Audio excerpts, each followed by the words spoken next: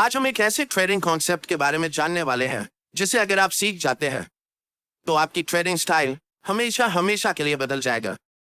Technical analysis के जन्मदाता Charles डाउ ने ईयर 1900 में एक थ्योरी दिया था, डाउ थियरी, जिससे लोग एक्चुअली मार्केट को प्रेडिक्ट कर सकते थे कि आगे क्या होने वाला है। भले ही आज की यूट्यूब ट्रेडिंग चैनल इस बारे में बात ना करती हो, लेकिन आज भी ये स्ट्रेटजी उतनी ही कामयाब है जितने की 100 साल पहले थी।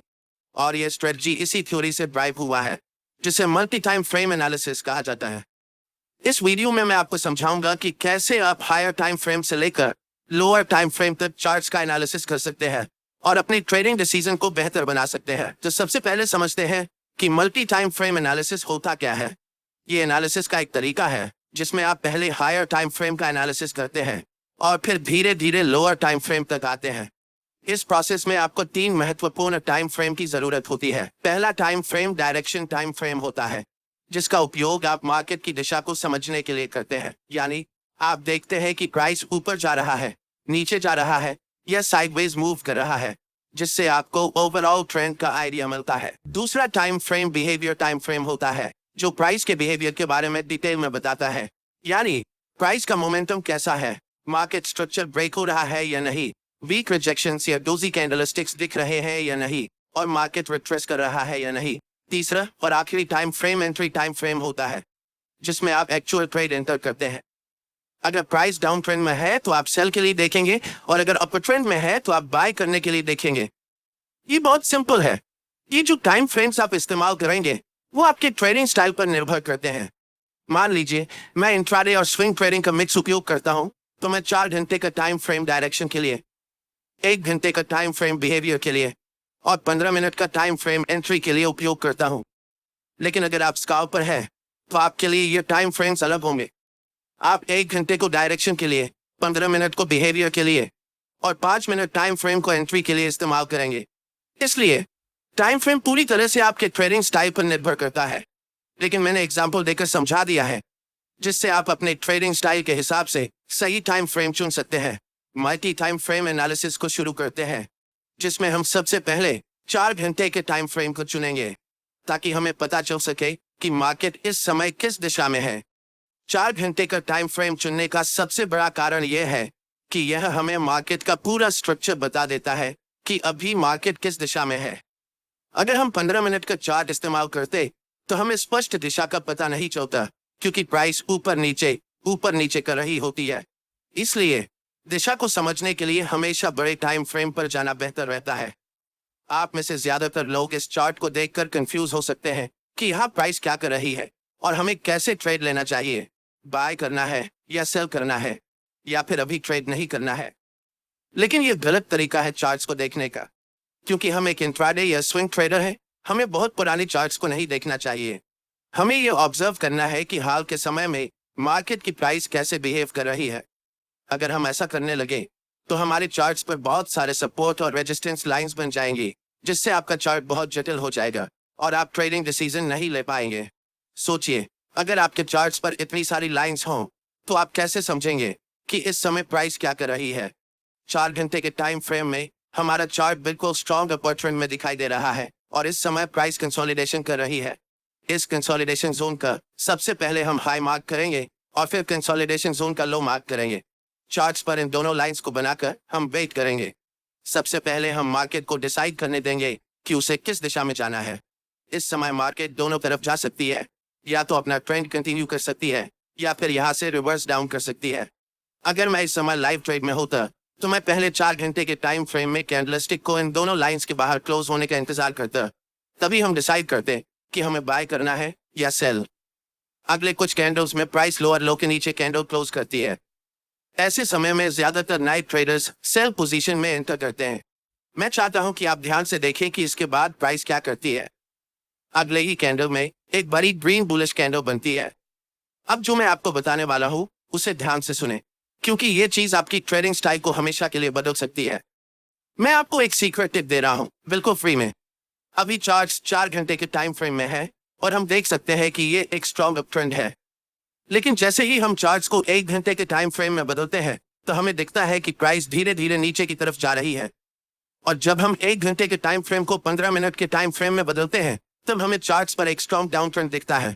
यह बात आपको कंफ्यूज कर सकती है कि 4 घंटे के टाइम फ्रेम पर प्राइस अप ट्रेंड दिखा रही है, लेकिन 1 घंटे और 15 मिनट के टाइम फ्रेम में प्राइस डाउन ट्रेंड शो कर रही है। ऐसा क्यों हो रहा है, इसे समझिए। जब प्राइस 4 घंटे के टाइम फ्रेम में थी, तो लास्ट कुछ कैंडल्स में प्राइस रिट्रेसमेंट या पुल बैक ले रही थी।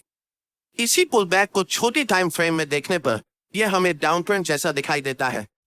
एक बात हमेशा याद रखें, हायर टाइम फ्रेम हमेशा छोटी टाइम फ्रेम के ट्रेंड से ज्यादा मजबूत होता है। इस सिचुएशन में 4 घंटे का टाइम फ्रेम 1 घंटे के टाइम फ्रेम से और 15 मिनट के टाइम फ्रेम से भी ज्यादा स्ट्रांग होगा, और 1 घंटे का टाइम फ्रेम 15 मिनट के टाइम फ्रेम से स्ट्रॉन्गर होगा। इसीलिए हम ट्रेड भी उसी डायरेक्शन में लेंगे जिसमें बड़े टाइम फ्रेम का ट्रेंड चल रहा हो। चूंकि 4 घंटे के टाइम फ्रेम का ट्रेंड अप ट्रेंड है, इसलिए हम बाय पोजीशन बनाने वाले हैं। अभी चार्ट्स 15 मिनट के टाइम फ्रेम में है, और इस चार्ट्स में हमें तुरंत बाय ट्रेड में एंट्री नहीं करनी है, क्योंकि प्राइस का मोमेंटम अभी भी डाउन साइड की तरफ ही है।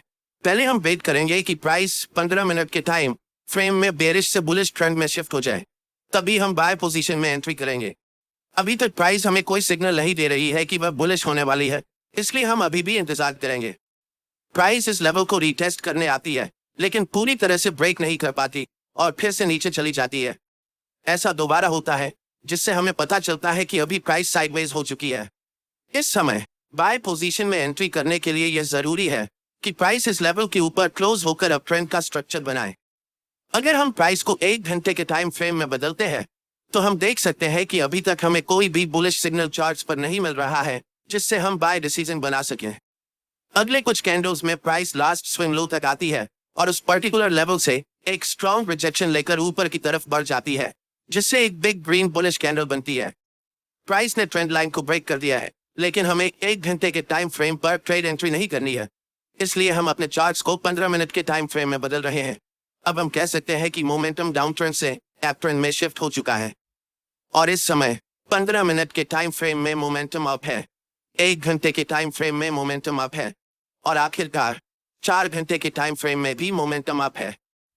जब इन तीनों टाइम फ्रेम में मोमेंटम एक ही दिशा में होता है, तब समझो कि आपका सेटअप बनकर तैयार हो चुका है, और यह किसी जादू से कम नहीं है।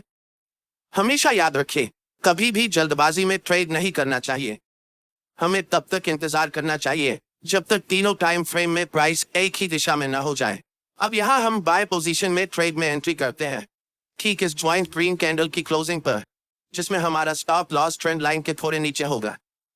इस ट्रेड में हमारा टारगेट लेवल 4 घंटे के टाइम फ्रेम का स्विंग हाई होने वाला है, क्योंकि प्राइस ने इसी लेवल से डाउन ट्रेंड की ओर शिफ्ट होना शुरू किया था।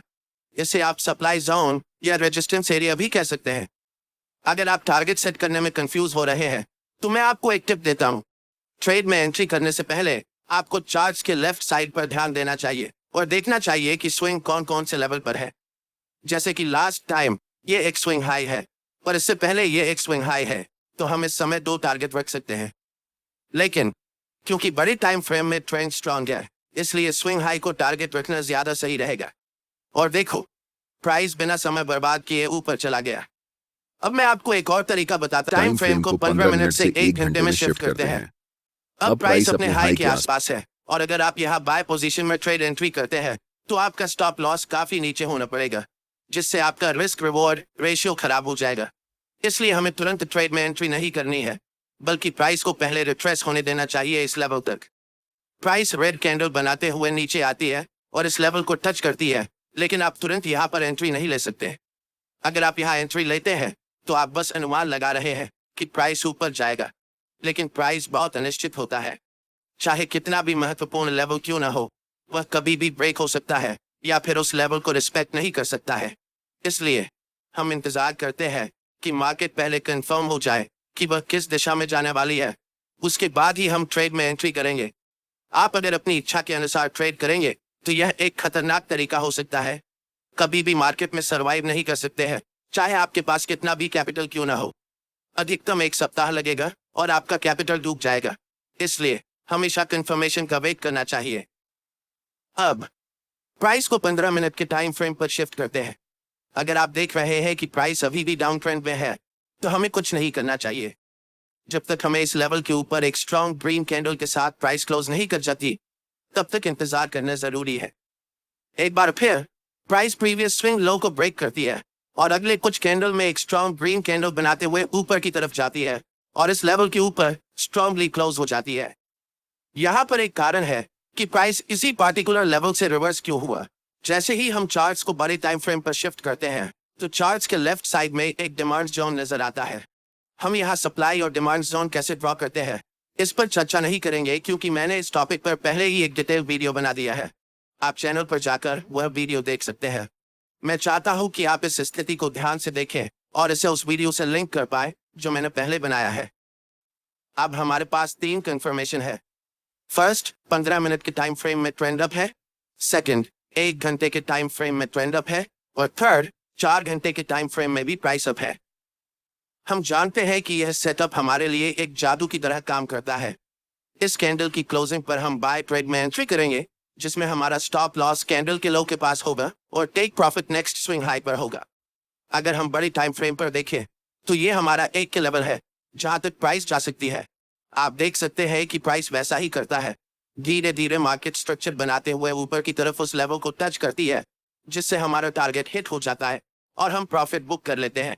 यह ट्रेडिंग स्ट्रेटेजी मेरे लिए सबसे अच्छा काम करती है क्योंकि मैं एक इंट्राडे के साथ साथ स्विंग ट्रेडर भी हूँ। लेकिन जब आप इस स्ट्रेटेजी को उपयोग में लाएंगे तो अपने ट्रेडिंग स्टाइल के अनुसार टाइम फ्रेम को चेंज कर सकते हैं।